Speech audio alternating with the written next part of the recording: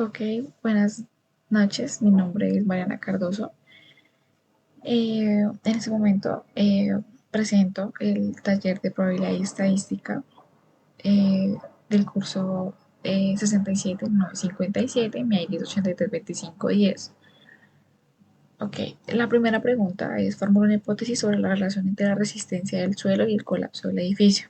La hipótesis se puede manejar de la siguiente manera, y es que debido a la baja resistencia que tenía la compresión del suelo en su área, no estaba situado en un lugar muy estable, por el cual eso es un factor que influyó mucho a la hora de la combinación con la actividad sísmica en donde se encontraba ubicado. El fundamento, el primero es la resistencia del suelo, que son los valores de resistencia a la compresión del suelo en diferentes ángulos de terreno.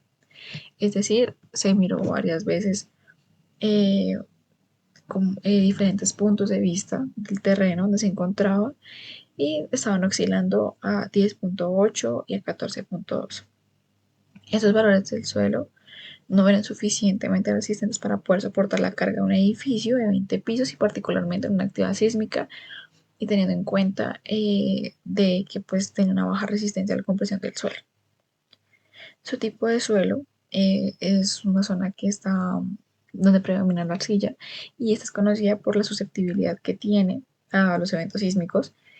La licuación del suelo, o sea, es decir, que no es una resistencia muy dura, es muy flácida, es muy eh, poco de muy poca dureza. eh, Puede llevar a una pérdida significativa de la capacidad del soporte del suelo. Es decir, que por lo tanto también podemos ver que hay diferentes tipos de errores para que este edificio se hubiera podido caer. Su actividad sísmica: es una región que ha experimentado varios eventos sísmicos de magnitudes significativas en los últimos 10 años, junto con numerosas réplicas, y la energía liberada durante estos eventos también desencadenó la licuación de los pisos arcillosos, de los suelos arcillosos.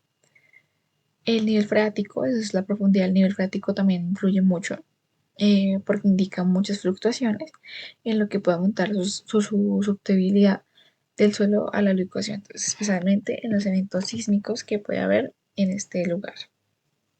La evidencia número uno es que la resistencia a la compresión del suelo inicia de 12.5, luego 14.2. Acá tenemos todos los datos, el antes y el después del nivel freático, que inicialmente era 5.2, luego pasó a 6.1, luego volvió a 4.9, 5.4 y 6.3. Su tipo de suelo predominante es la arcilla, como ya anteriormente se ha mencionado, y el registro de los eventos sísmicos, que han sido 5 terremotos con una magnitud, la mayor, que ha sido de 6.2, y el menor, que ha sido de 4.5. Sus réplicas sísmicas en los últimos 5 años, desde la más grande, que han sido 23 réplicas, hasta 15 réplicas, que es la mínima. El argumento que en este momento tenemos para contradecir todo lo que acabamos de decir es que al tener una combinación tan baja de la resistencia a la compresión del suelo y su alta susceptibilidad a la licuación debido al entorno sísmico, eh, creó una barrera inestable para soportar un edificio de gran altura. La arcilla, al ser susceptible a la licuación, pierde su capacidad de soporte, eh, teniendo en cuenta sus condiciones de saturación de agua y vibraciones sísmicas. Además, la fluctuación del nivel freático antes y después del colapso sugiere que el agua subterránea puede haber influido muchísimo en la estabilidad del suelo, exacerbando el riesgo de licuación, durante los terremotos. La conclusión a la que llegamos con todo este primer punto es que, debido a la baja resistencia de la compresión del suelo y la susceptibilidad del suelo arcilloso, esos, al combinarse en una actividad sísmica en una región que es bastante sísmica, originó pues que los factores fueran totalmente críticos para el colapso del edificio. Entonces, debido a esto, debemos considerar a futuro mirar más opciones en cuanto a región, de que no sea una región que sea de un movimiento sísmico de gran magnitud.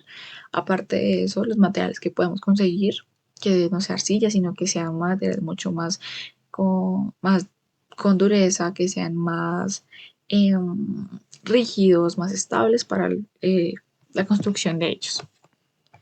Bueno, aparte de ello, en el segundo punto tenemos que realizar la prueba de hipótesis para determinar si hay una evidencia suficiente. Entonces, la primera es calcular la media y la desviación estándar de la muestra. Como podemos ver, tenemos al 12.5 más el 14.2 más 10.8, 11.9 y más 13.6 sobre 5 y eso nos da 12.6 MPa.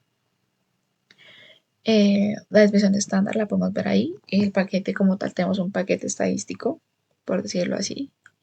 Tenemos los estadísticos de prueba, grados de libertad, nivel de significancia, valor crítico y región de rechazo y la decisión.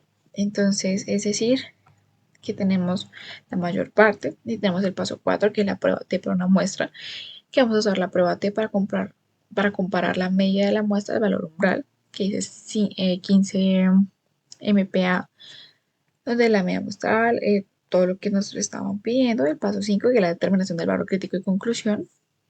O sea, es decir, ya tenemos todos los números, buscamos el valor crítico, podemos observar todo.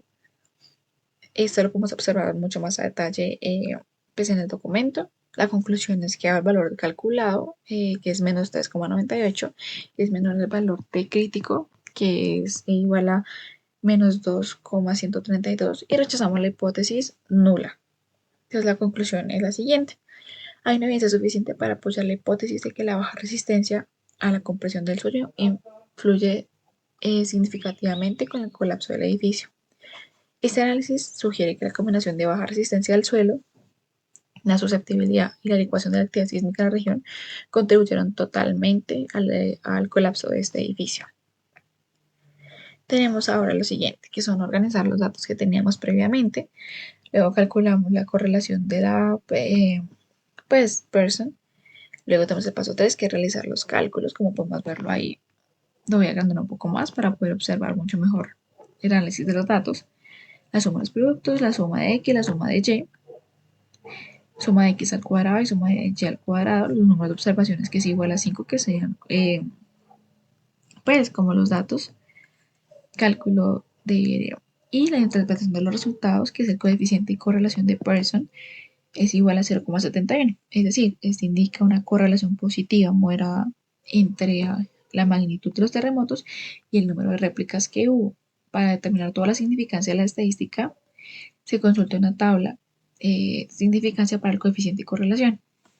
Entonces, es decir, acá en la parte en los grados de libertad, en este caso con igual a N5, tenemos 5 menos 2 es igual a 3 grados de libertad.